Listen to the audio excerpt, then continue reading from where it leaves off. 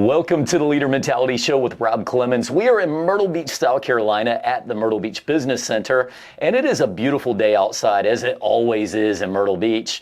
And today, as always, I want to talk about some leadership-based stuff. Go figure, it's the Leader Mentality Show, and we're talking about leadership. Hey. But you know, a lot of times with leadership, we're so busy talking about how you can maximize yourself and how you can be more productive and get to the top of the chain, but we don't often think about the fact that we're also sort of like little engines, and sometimes engines overheat, sometimes people get tired, and you can't be your best self.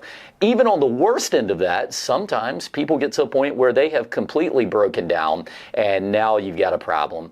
So how do we as leaders and managers not just do that for our people, but do it for ourselves? That is a mission that we all need to seek. And it comes with self-awareness, but it also comes with knowing your staff. So today, we're actually going to talk a little bit about burnout prevention. And I happen to have a specialist with me, and she's really funny and smart. So we're going to meet with Layla Grace. She's with Grace Revealed LLC. Welcome to the show. Hey, thanks for having me. It's really great to be here. Absolutely. Well, you know, I've known you from the Chamber of Commerce a little bit. We met a couple of times at some various events. Yeah. I, at the time, was not aware. She's kind of a big deal, everybody. She was the 2020 Chamber of Commerce winner of the Entrepreneur of the Year award. That's impressive. How did that happen? Well, let's see. Part of pouring into people is that there was a lot of crisis happening in 2020. And we had the opportunity to jump on Zoom, create offerings for people in the community that actually wanted to take care of themselves instead of shutting down and being debilitated by fear. Yeah. Well, and is that something that's happening nationwide? Was it just a South Carolina thing? I mean, what are you seeing out there? Ooh, that's a great question. I'm a statistics junkie. So I was definitely paying, had a pulse on our country and the Myrtle Beachians. So yeah, it was definitely a lot going on worldwide at the time. Yeah. But particularly the people that were in my reach, people that actually knew what we were trying to do before the world was in crisis. Well, and I think that one of the things that I'd love to talk about today as we dive into this is just the fact that I feel like we're more aware now than we ever have been of potential things that are happening within people. And we're talking about, how many hours a week can you work? How effective can you be with some proper maintenance? And we're talking about this. Yeah. In particular, the younger generation's talking about it. Yeah. Now, you still have the older generation who's like, nah, that's crazy talk. You work 70 hours a week and, and all in between, right? So do you see that this is a generational thing that we're finally catching up with? I mean, what's going on? I think it all goes back to the cell. Do you know the same four-letter word Okay. that is a prison cell? Oh, okay. Oh, that kind of a cell. Okay, all right. Is Yeah. the same spelling of that device that most of us carry. And so it's not just generational, it's this digital pull on people that has distracted them from their actual meaning and purpose and them feeling lively in their job. So it's cross-generational to me, those that have been a little bit more intoxicated by the digital pull, not just from their jobs, but the social element, but even just have an electronic device, I think has started to maybe make people less productive and less tuned in to who they're meant to be. Okay.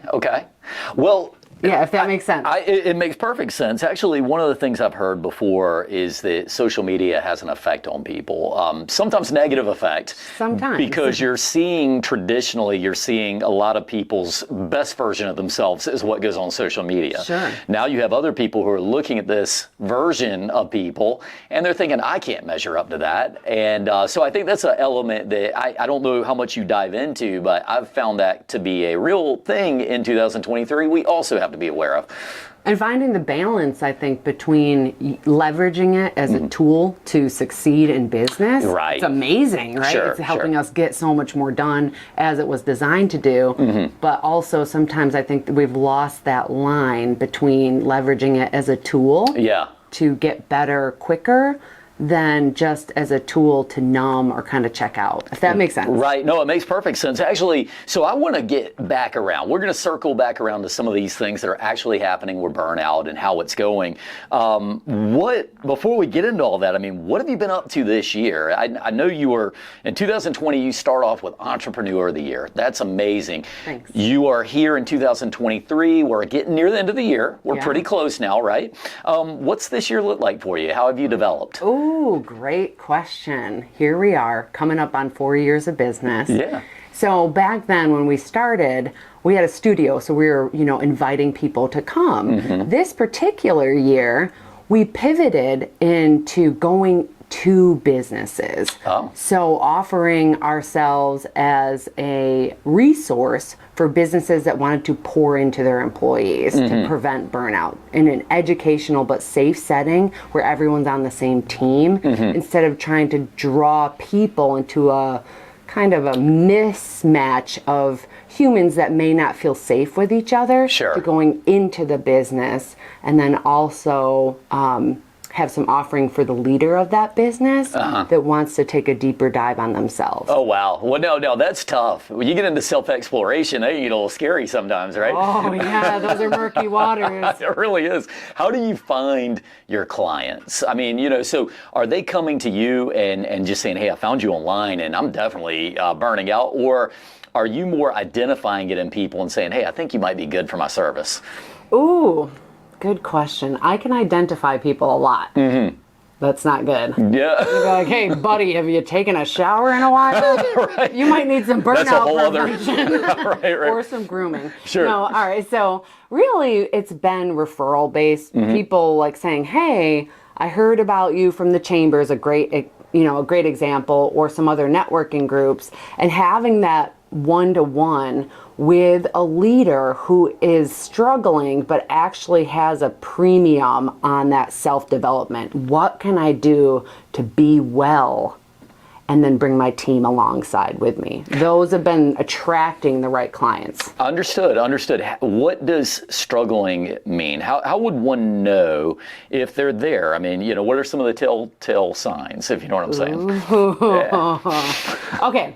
I feel like a lot of us know when our bodies have hit the wall. You know that feeling where you gave too much that day, or, and then you pushed yourself a little bit further and then your body's like, ah.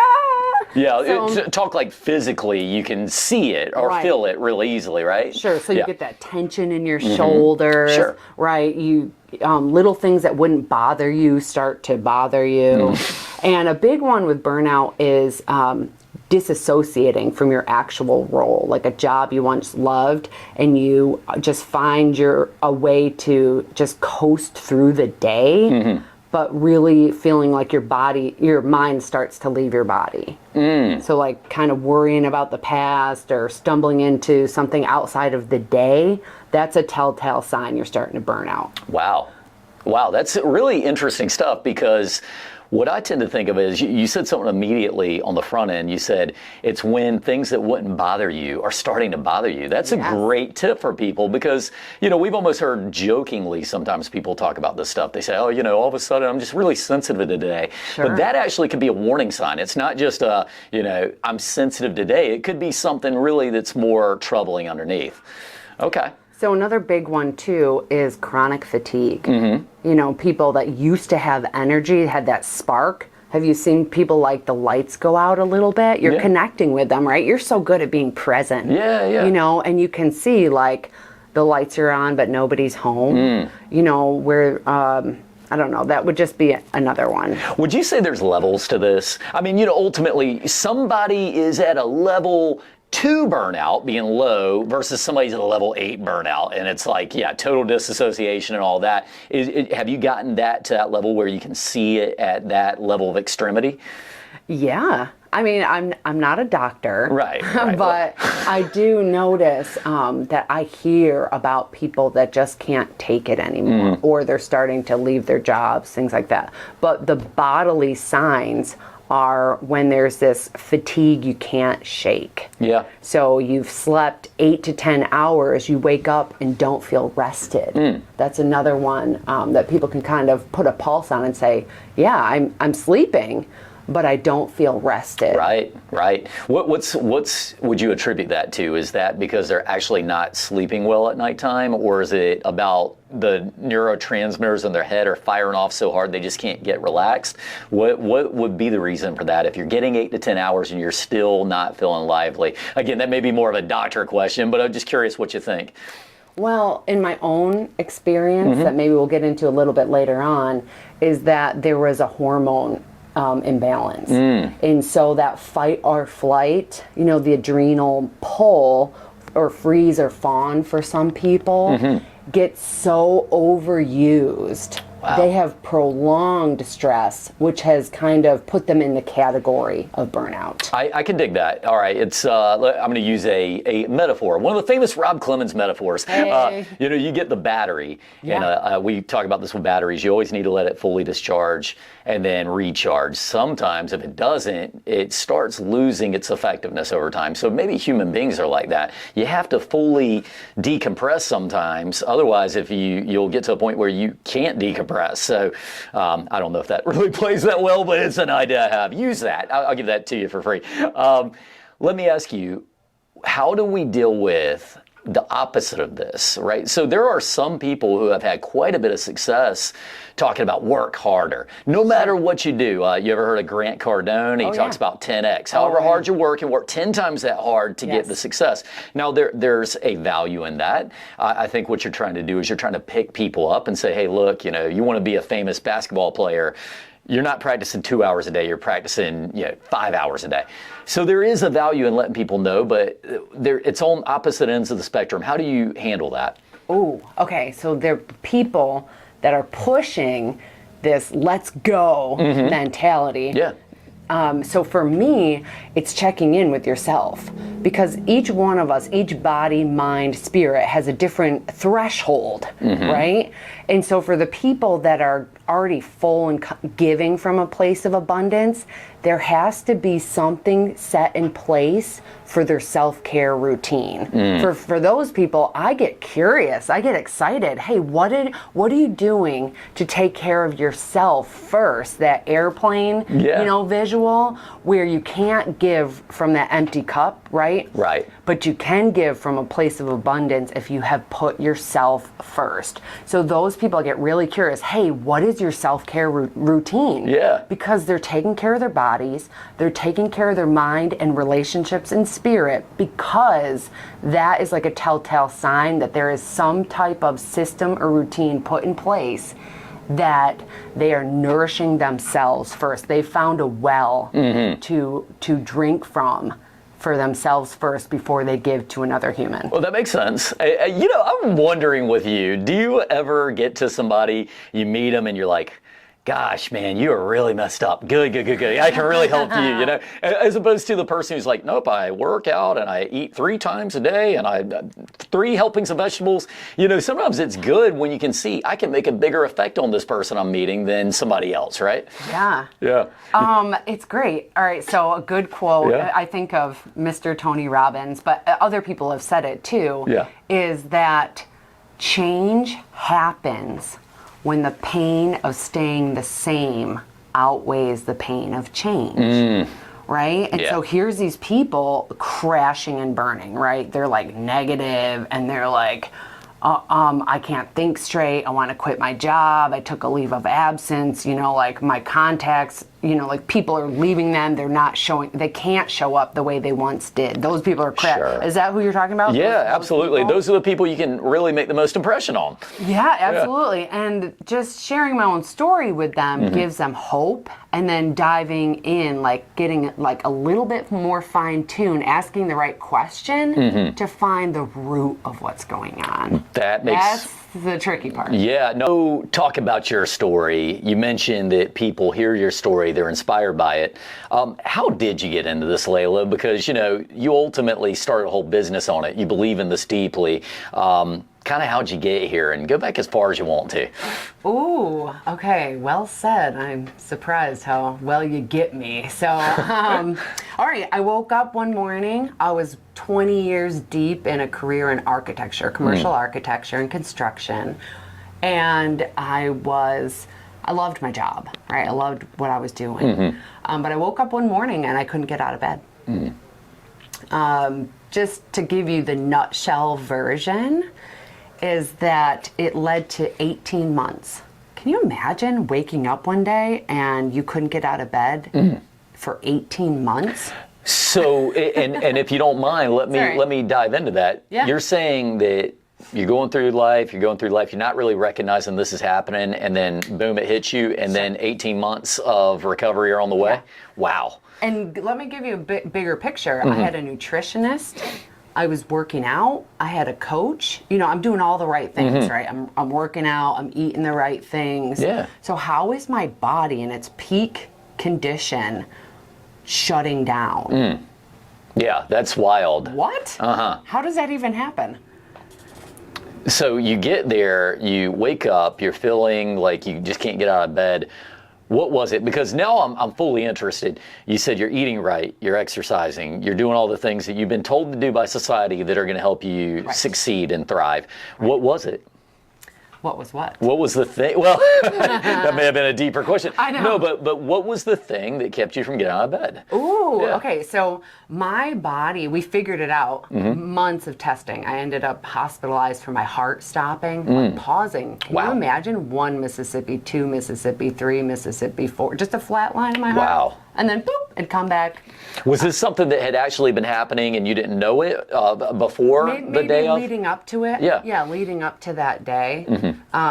But what we found is that my organs were beginning to shut down. Okay, so like I had mentioned previously, hormones, were starting to get a little bit jiggity. Yeah. Due to the fight or flight that I was overusing. So I'd get high kind of on a deadline. Oh, okay. And a lot of us, stress has been around forever. We can't get rid of it. Sure. But the prolonged stress had tilted the internal balance of my body hormonally, that my organs were beginning to go into a state of shutdown. Good Lord. I mean, that's real. That is really crazy. How could you have prevented it instead of that happening? Hey, that's the $1 million question. Right. That's how we got into it. Yeah. Is finding the root. I had to be willing to go find the root. I heard somewhere that we're only as sick as our secret. Okay. What? Okay, this kind of hit me a little bit funny, and I was like, well, what's my secret? And I met other people that were in the healing industry. Like, I'm not too woo-woo. I have a faith in God, but I'm not like a preacher or anything. But they said that there's even the secret of omission. And we found that there were some buried things in my childhood I never talked to you about, because why would you want to know what happened to me as a kid? Sure. I was lied to, and like many other people probably, that time heals all things. And that really, the time I was burying some of the painful events that happened to me as a child, that I attracted similar painful experiences as an adult. I was kind of addicted to chaos maybe in some ways. So I had to have courage and willingness to go back a little bit to look at my family of origin and actually talk to somebody about where I came from, so that the fruit, what was happening, what was manifesting in my body, could get on the path to well-being and avoid the collapse and the shutdown and really truthfully death that people find in burnout, in autopsy, when they aren't able to catch it. Well, yeah, our bodies are like little chemistry stations, and sometimes people just want to ultimately just pass off things. Right. You use one of those old school euphemisms or whatever you want to say. Time heals all wounds. Another one that plays a role is no pain, no gain. And, you know, they usually start off with something that's very benign, and it's meant to be a little something to pick you up or to make you feel better at the time of. But then we sometimes take them to another level. I remember hearing as a kid, no pain, no gain. That was a big thing. I think it came from a Rocky movie or something.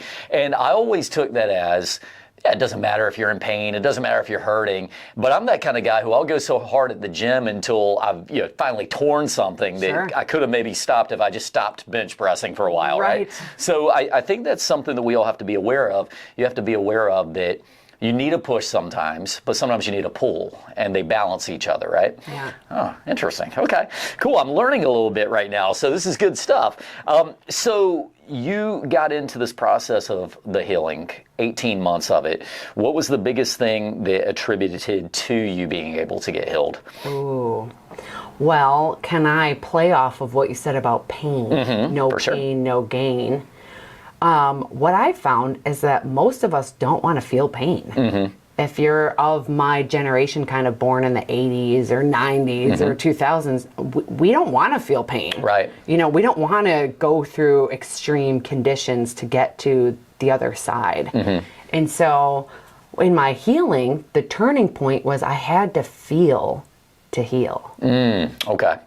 Yeah. I had to be willing to go walk through the pain to get to the other side, which we've heard some of this, but I'm excited to share a little bit of the tools that came to me because they were unavailable in the world at the time. I was grappling for my life, looking for tools to be well, and I discovered things that people wouldn't naturally think to implement. Very nice. Okay, you're like a scientist tinkering, trying to find that solution, and you finally hit some of those.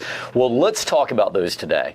And before we dive into those, I want to ask you, just so people know that they're not alone. That's one of the first things you have to know. You're not alone. We as human beings, we get in this habit of just saying, "Oh, I can't believe this is happening to me." And I've heard some great advice. Ray Dalio put out a series on YouTube, if you ever get a chance to check it out. And one of the things he said in the series where he's talking about successes and keys to life, he talked about that you have to expect ups and downs. He said not only do you get ready for them, you have to expect them because we're all going to have them. Sometimes people are in a down portion right now, and it feels very lonely when you're there, and especially for certain personality types. So first thing is you have to know you're not alone. How many people are going through this? Do you have any like nationwide stats or anything close? Yeah. All right, so this is kind of interesting, right? What a good point. We're not alone. You're not alone if you're struggling, you're listening to this. 75% of business leaders experience burnout at some point in their career. Wow. That's just kind of like a global one. Over half of women in leadership positions say they feel burned out on a consistent basis. It's not just that undulation. And then 89% of workers in our country have experienced burnout within this past year. 89%. Hello. People aren't expecting you to have it all together. Another thing on the statistics, because I love, they're telling, right? They expose just reality. 47% of professional employees or anybody that's really in the workforce find it impossible to properly disconnect from work even when they leave or go on a holiday or have a vacation. 47%. Is that surprising? I don't even think I'm surprised by that. You know, with the modern, everybody expects everything immediately nowadays. And I'm talking about customers, I'm talking about friends. You know, I mean, I think there's a time, which is probably too far back for even us to remember, but where, you know, you call somebody and, you know, it was not weird if you wouldn't hear from a friend for a couple of days after calling. Now it's like I texted him, I didn't hear back in 30 minutes. What's going on, right? People get hurt, offended, right? All right, so it is hard to disconnect, and from work you're going to have that same effect. Well, it's interesting. Okay, yeah. What else is going on with people? All right, so it's I think that there's this huge like little dirty word that people don't talk about that much, and it's called denial. Denial, okay. You know, like I think there's still this weird sneaky expectation that you should have your stuff together because of the educational age we're in. Sure. YouTube it, figure it out. Come on, Layla, get your stuff. Come on, Rob, figure this one out. I'm on YouTube right now. No, I'm just kidding. No, it's like, I know what you mean. Yeah. There's that expectation, that right? you should be able to figure this out on your own, and it's not okay to ask for help, right? We're telling people you're not alone in this.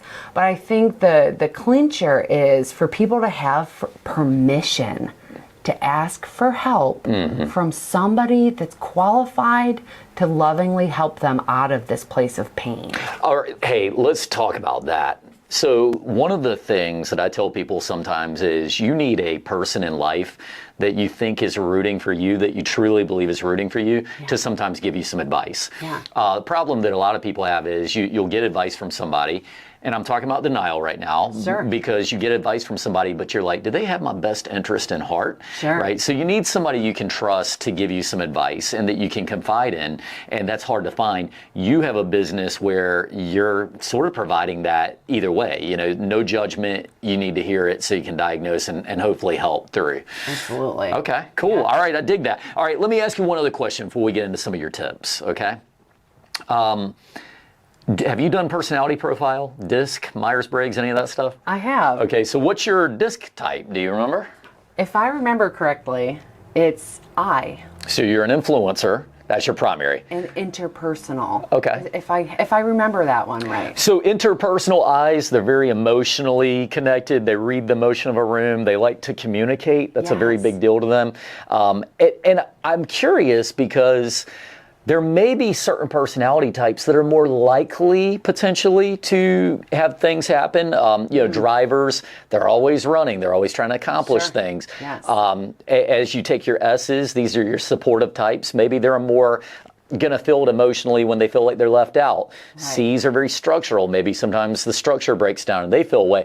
I'm curious as to how that works. And of course, I'm a big DISC guy and personality profiles, but that's something we can dive into at some point. You know, look at your type and what you may be more susceptible to happening to you because of your personality. It's so important. Yeah. It's so important. I think as people get grounded in who they are, you know, not who they think people want them to be. I think people pleasing kind of muddies up who people truly are. Very true. That's why I like the DISC personality test, is it's hard to cheat on. Yeah. It's not who I think I should be, it's who am I really. And that's why part of our workshops and part of the work that I do in the community is to give people a safe place to be like, oh, no, that's not really me. Okay. And have that new awareness as they come out of denial. The people are in denial, they don't choose to be, you know, very often. They just don't know what they don't know. You know, it's almost like that person who's like, my mom always told me I'm really tall. And then you find out later on, it's like, how come I'm the shortest kid in my class then, right? There's a certain amount of self-awareness that is helpful to you. So you can kind of like actually start diagnosing what you can do. The great thing about a personality is, I guess there's some pros and cons. I sometimes look at it like physically, we understand when somebody's short, tall, you know, whatever it happens to be, but we don't accept people's personality things that are natural to them, right? So those are harder. We just bury it down, or whatever it is. So you're a person that can say, this is normal, let's work through it. Well, let's dive into some of the things once you've found that maybe somebody is in burnout, or even a possibility to get into burnout. Let's talk about some things you can do to help get. So we're going to break into some of these tips, things that you can do to help manage yourself so you don't get burnout. Yay! These are some of my favorite because I discovered them the hard way, but I love to give people practical tools that they can say, oh yeah. So I encourage anybody listening to just take it if it fits. Okay. You know, some of them work for those personality types we talked about. Some of them, other personalities are like, that's not the one for me. Fair enough. Okay. Yeah. So, all right. So the first one would be, when we rest, we find our best. Okay. All right. So that is time literally to do nothing. And I was told this and I was like, how do I do that? What are the steps? Right? Like, how do I do nothing? Yeah, I mean, I think for some easier than others. but yes, I get you, yeah. So it's literally just encouraging people to take 5 to 10 minute timer and close their eyes and don't try to fix a problem. Don't look at anything. Don't listen to anything, and really have stillness and see what type of rejuvenation comes out of resting. Is this sort of like meditation? No. No, okay. Because meditation can be an infilling or it can be an emptying and fixating on one message. Right. This is just stillness. Okay. Speaking of, quick commercial break, have you heard of a book called Stillness is the Key? No. I think it's Ryan Holiday. Okay. Check it out sometime. We'll pop it on the screen there for everybody. But yeah, check that one out. He went through a lot of stories in that book that were great for stillness, finding some inner calm, so on and so forth. So sorry, commercial over. Yeah, no, it's okay. Right. We're talking about mindfulness. You know, our society right now they know like getting present and staying present, but the way that I've learned to do that is to help my brain stop tripping into anything outside of the moment. Right, okay. Don't leave the moment. Don't leave the day, right? We've heard the saying, one day at a time. Please focus on that day. It helps people rejuvenate. It helped me get the most out of one moment, a shared space with another person, when I'm fully engaged in where are we? We're in Myrtle Beach, one of the sunniest places on the planet. Yeah, Woo! yeah. You know, we're right here to be where your feet are instead of beating yourself up for the past or tripping into something outside of the moment. Okay, I got you. Very Okay. cool. This is another one that I love to tell people. This tip might sound funny at first, but take care of your mind and your body will follow. Okay. All right, so this is not for the Grant Cardones and the people that are really able to push themselves to that next level. This is for somebody that is really struggling and can feel themselves doing things they don't want to make that bad food choice or something, but they can't stop. You know, something like that, like where you can picture yourself being a better version, but you don't know how to get there, and maybe you're in this loop of self-sabotage. So take care of your mind and your body will follow. We don't have enough time to dive into that. Yeah. But there are lots of resources to help have a healthy mind. And when I really got serious about having a healthy mind, I lost over 65 pounds and kept it off. Congratulations. That's Thank awesome. you. Yeah. Yes. I got in a healthier relationship with myself, others, God, met my husband. When I got really proactive about having a healthy mind, my body followed. Commercial break number 2. Listen to Gary Goldman. He's a great comedian, a big fan of his, but he talks often about his depression. And you're not talking depression per se right now, but he describes some of the things that he went through with it in a way that's humorous enough that he can still be a comedian talking about it. But what a gift to be able to share those things. And he always talks about how sometimes your mind is feeling so down that just changing the toilet paper on the toilet paper roll seems like a cliff that you just can't get to. So what a good example. Yeah, it's interesting. So when you can see those things happening, build yourself up and it'll help your body follow. Okay, cool. All right. Because depression is often another signal that maybe you might be in burnout. Yeah, fair enough. I heard a great, I can't remember who said it, but like how depression is sometimes hope deferred, where you know things can be better than where you are right now. You just don't know how to get there. Sure. What a neat definition for depression. Yeah. Right? I've had my dark days. Right. Thank you for that resource. Yeah, no, absolutely. All right, so next tip. All right. You guys ready Tip for this? 3, baby. Yeah, All right. yeah. Okay, if you want to change the fruit, you got to get back to the root. Okay. All right? We can't expect to get healthy fruit from a sick tree. That's a good point. Right? And then another thing I found is that we can't heal in the same environment that made us sick. Right. Okay? Right. So for people that have maybe a toxic boss or that we have to get back to the root so that the fruit can change. I think too often we experience people that just want to medicate the fruit and not really experience lasting change and transformation that's possible. Right, by finding that courage and that willingness to look back for a few minutes. I'll play the analogy out a little bit though, and I'm gonna take not a contrarian view, but it's something that we have to talk about, right? Sure. everybody has a struggle with their job once in a while, or they have a hard day, and it's like you also don't want to flight right off the bat. So you have to also know when the root is actually bad. Sometimes there's a balance, right? Absolutely. And so would a person like you be able to kind of help somebody diagnose through that? Yes. If I come in, I'm like, my boss was really hard on me today. I was only 20 minutes late, and he gave me a hard time, and I just think, sometimes there's that self-awareness. Right. We don't want blame shifters, for there sure. You go, right. I am for radical acceptance. Yeah. And really taking personal responsibility. Because that is, we are a product of our choices. Right. And I'm for that radical, acceptance and not pointing fingers, but to really, I guess the key here for me is helping people find the courage and willingness just to see, hey, where did I come from that got me to where I am right now?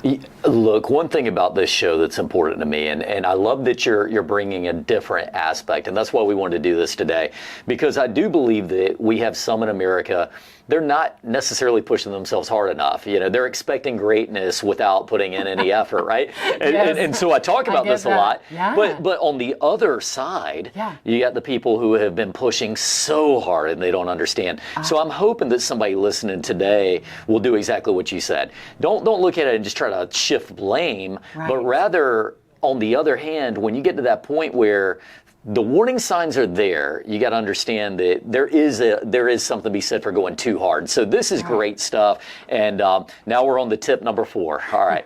Yeah, because truthfully, I don't want anyone to ever have to suffer the way I did to fight for my life. I ended up, I have to hire somebody to save my organs. Yeah. Right? And some miraculous reason I'm here to educate people on, hey, please pay attention to your body.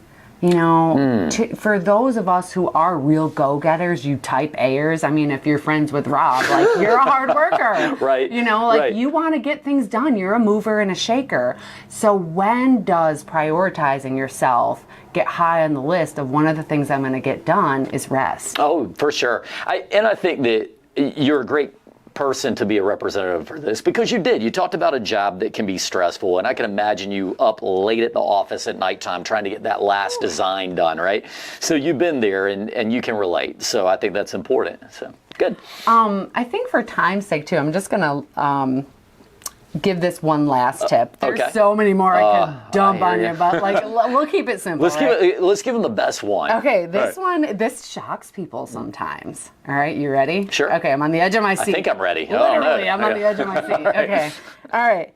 Finding like-minded support that is not a friend or family member. Not a friend or family. Okay. Gotcha. So I think what happened in the past is community got watered down, and then here we go. We're isolated, right? COVID happens and people are just isolated. We don't have a choice. We're feeling really stuck, and finding a safe haven to heal with like-minded support that isn't too close to your situation. I'm for having a healthy relationship with your partner or your spouse or your family members. But there are so many support networks out there that don't cost anything, that are your people type, your group, your tribe. That's why a lot of people maybe do CrossFit or something like that, because they have a tribe of like-minded people. But have you ever heard of the term emotional sobriety? Emotional sobriety. I think that may be my first time I've heard this one. Okay. Yeah. There's a group. Okay. People that talk about being sober-minded. Okay, yeah. And they work to recognize how to have healthy boundaries. And they just show up weekly. They meet, they talk about where they're at. They don't try to fix or rescue you. And you share about, detoxing from things that you normally would have just kind of let happen to you, and being deliberate about being emotionally sober. I think this is a really great tip, because I never really thought about it like that, but I do talk about, especially if I'm talking to a group. Sure. we are connected people. Even the introverts in society, you want to be connected. Yes. It's a different way about going about it, but we need this.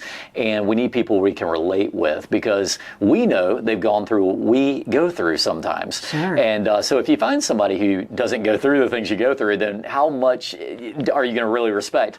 They can't relate with you anyway. So you say, find that group, whatever it happens to be, but not somebody who's your mom or your dad or your sister or your brother or spouse or whatever. Yes. Okay. It's an out of the box kind of thought to push yourself a little bit further out of your comfort zone that will actually lead to personal development and growth in a safe haven of people that aren't too close to your situation. Right on. Yeah. Well, and sometimes you got to be careful if you ever have that person who really cares about you.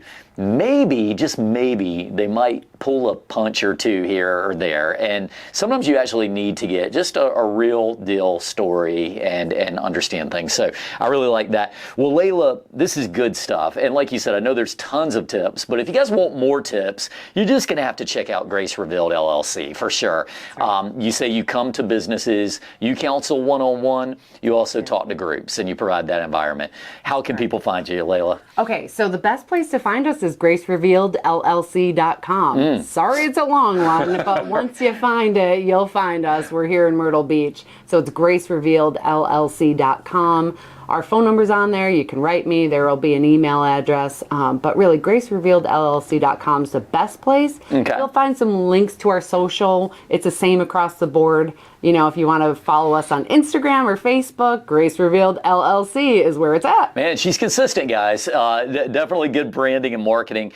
Do you head out of the state too? I mean, is it just primarily Myrtle Beach or do you travel? Ooh, great question. All right, so I have the privilege and honor to speak around the country, and often I've had some openings for international spaces via Zoom. Very nice. But we will travel up to 800 miles to go to somebody right now, unless, of course, you're happy to cover my travel expenses. I'm happy to cross the country for you, because the message is really important to see people heal from things that they might not have thought of, so that they don't end up where I was, but have some practical tools they can start right now to prevent burnout. Very true. Well, listen, everybody who's listening, I hope you got the message today. Don't just wait until you are at that point where you can't get out of bed. You start early, be aware, and talk to someone. Honestly, I think not enough Americans, maybe people around the world, but I can speak for Americans, they don't have that person that they can speak to and get a little good counsel. I mean, once in a while, a good counsel can be good for anybody, whether you think you need it or not. You just need to talk it out. We're social beings. So, Layla, thank you for coming to the show. Oh, yeah. Great stuff. My pleasure. It's really good to be here, and I want to make sure people know they have permission to put themselves first. Permission to put yourself first, and that's good stuff for today. Well, I do want to thank everybody for listening. And also, thank you guys to the Leaders List. Check them out online at the URL that we're going to put up. Check it out. They are a good group of people, some like-minded companies, talking about like-mindedness, that have leadership traits and they want the best for their customers. So check that out. And we want to thank everybody who listens. Make sure to like and share us on Facebook and all your other social media platforms. And we'll see you guys next time on the Leader Mentality Show with Rob Clemens.